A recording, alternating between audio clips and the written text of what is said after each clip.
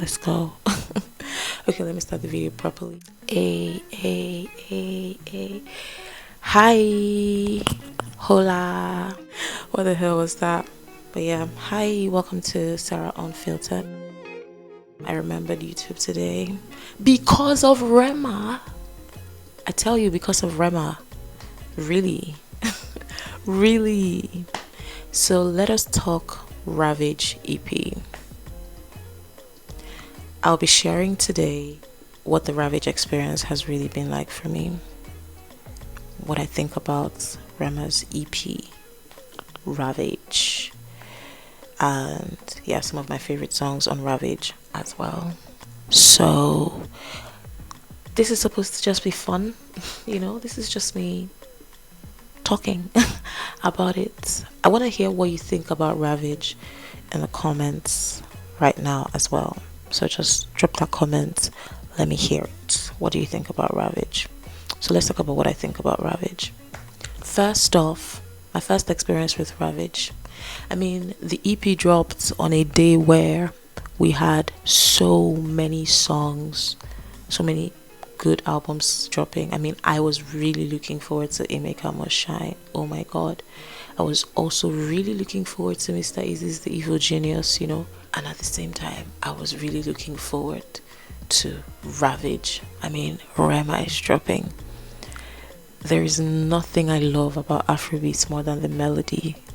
Sometimes I'm one of those people who listen to a song for a very long time if I now even hear what they are saying.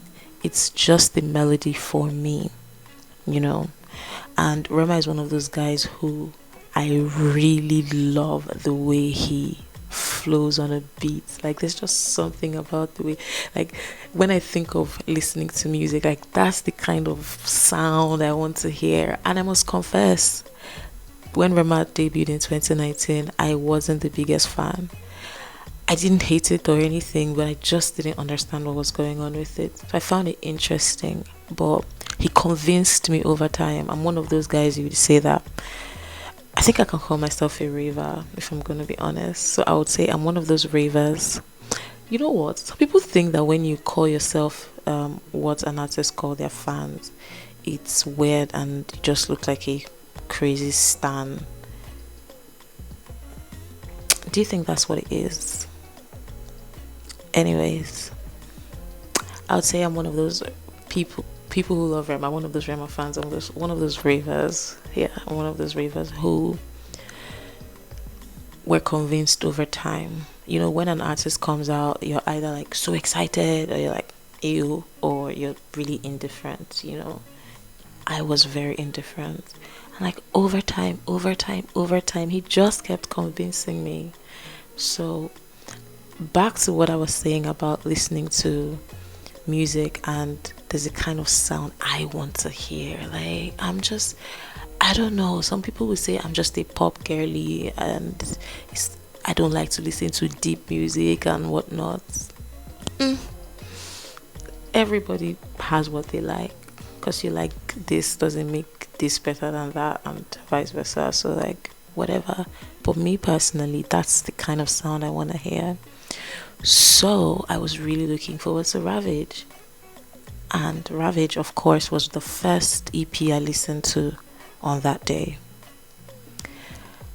I'm not gonna lie, my first thoughts. Why is Rema shouting in my ear? I just didn't understand what was going on. I was like, no, this is not it. This is not it. This is not it. Until Smooth Criminal came on. So that means 2 songs had played at the time. That is Troublemaker and DND. And after that, Smooth Criminal came on. And I was like, okay. Okay. I mean, this is first listen I'm speaking about, by the way. And then Don't Leave came on. And I was like, aha. I think now we're beginning to talk. Okay, Rema, talk to me. Let's go. And then I was, getting there. And then Red Potion came.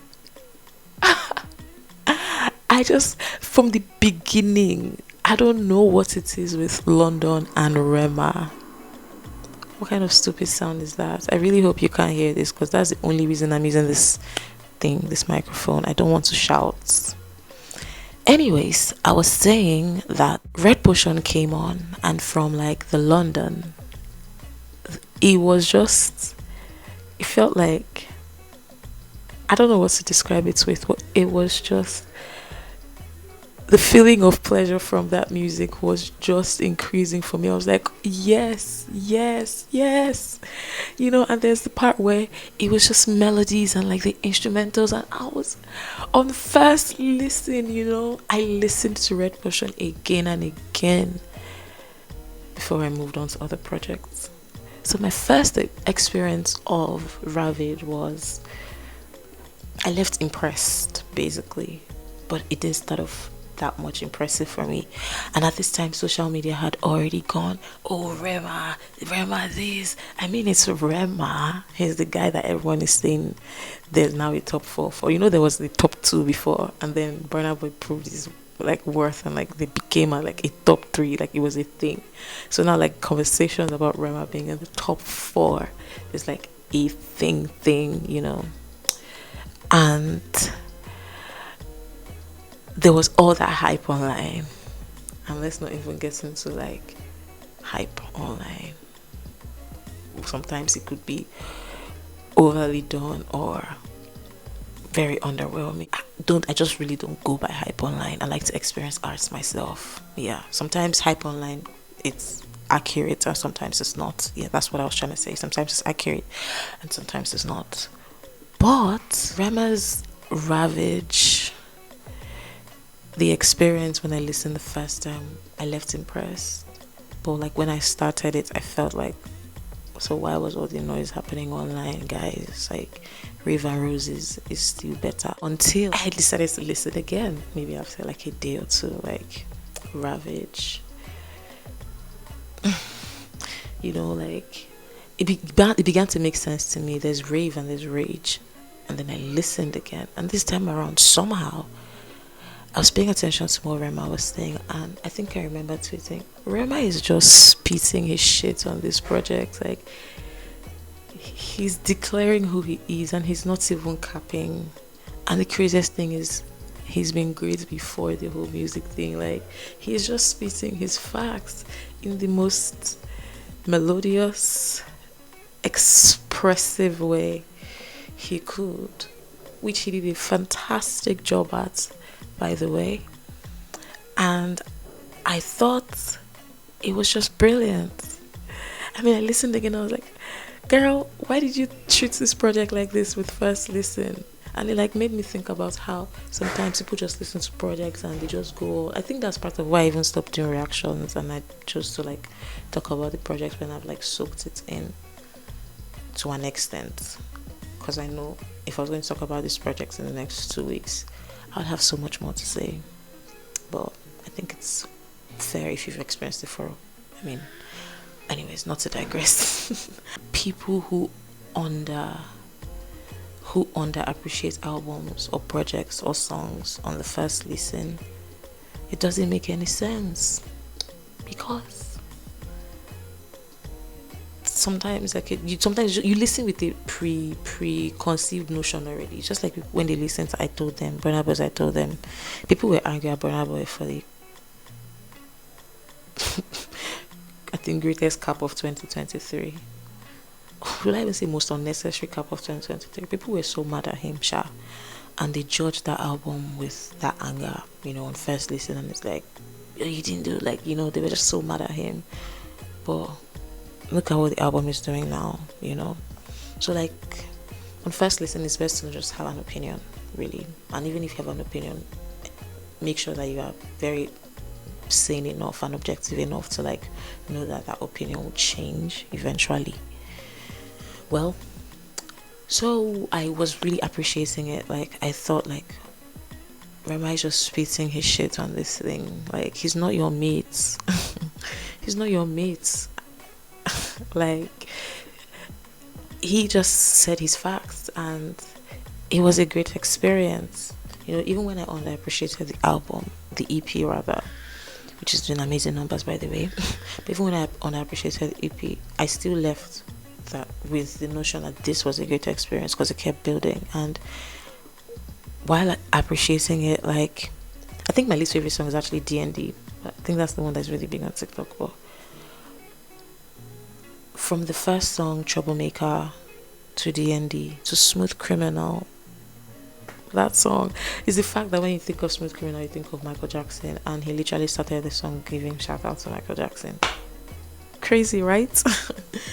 So yeah, from Smooth Criminal to Don't Leave. I think Don't Leave is the beginning of the rave. So we had Rage.